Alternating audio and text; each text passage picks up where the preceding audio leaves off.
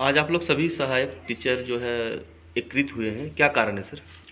देखिए, आज हम लोग प्रेस कॉन्फ्रेंस के माध्यम से सरकार को ये बताना चाहते हैं कि वर्तमान समय में कुछ समस्या सहायक अध्यापकों का पूरे राज्य में आया है।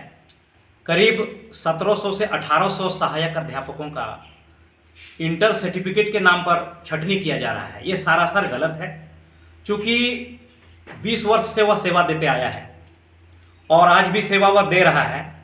संस्थान के नाम पर आज कहता है कि जिस संस्थान से उसने माने योग्यता प्राप्त किया था, तो वो संस्थान फर्जी है। ये इसमें सहायक अध्यापकों का कहाँ दोष है? उनका सर्टिफिकेट भी वेरिफिकेशन हो चुका है। अगर यदि किसी प्रकार से कानून आड़े आता है तो मैं सरकार से मांग करता हूँ, माननीय मुख्यमंत्री से, माननीय शिक्षा मंत्री से और अपने क्षेत्र के अपने माननीय मंत्री डॉक्टर इरफान अंसारी से और अपने ही क्षेत्र के माननीय विधानसभा अध्यक्ष महोदय रविंद्रनाथ महतो जी से कि ये कोई कानून अगर यदि आड़े आता है तो उसको शिथिल किया जाए और पुनः 2 वर्षों का माने समय दे करके उन्हें योग्यता बढ़ाने का मौका दिया जाए, हटाया नहीं जाए।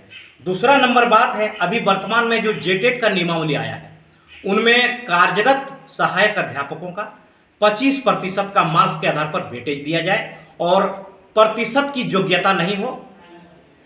इसके अलावे जो जिन सहायक अध्यापकों की मृत्यु होती है, अनुकंपा का इतना जटिल कर दिया गया है सहायक अध्यापकों की नियमावली में कि अगर यदि कोई सहायक अध्यापक बने तो सहायक अध्यापक जितना योग्यता रहे तबे वह उनको लाभ मिलेगा। लेकिन हम लोग उनमें चाहते हैं कि अन्य विभाग की भांति आश्रितों को अनुकंपा का लाभ सरल तरीके से मिले। अगर यदि किसी सहायक अध्यापक की मृत्यु हो जाती है तो पुनः उनको लाभ मिले। साथ ही अभी वर्तमान समय में पूरे शहरी क्षेत्रों में 4% का बढ़ोतरी जो है वो रुका हुआ है पंचायत चुनाव के कारण। उस पर कोई वैकल्पिक व्यवस्था करके 4% का लाभ पुनः मिले। इसके अलावा हम लोग एक और भी मांग कर रहे हैं कि पूर्व की भांति सहायक अध्यापकों का जो मानदेय जो मिलता था वो जिला स्तर पर लाभ मिले, राज्य स्तर पर उस लाभ को न मिले। हम लोग जिले स्तर पर मानदेय की मांग करते हैं। साथ ही सहायक अध्यापकों को हम लोग चाहते हैं कि सरकार ने हम लोगों को कहा था कि सभी हमारी सरकार बनती है तो हम सीधे 3 महीने के बाद सभी सहायक अध्यापकों को वेतनमान देंगे। अभी भी हम लोग आस और बाट जोहते हैं इस सरकार से। हम लोगों ने बहुत ही मुश्किल से मेहनत करके इस सरकार को बनाने का काम किए हैं। सभी सहायक अध्यापकों को हर हालत में वेतनमान मिले, यह हम लोग इस सरकार से चाहते हैं।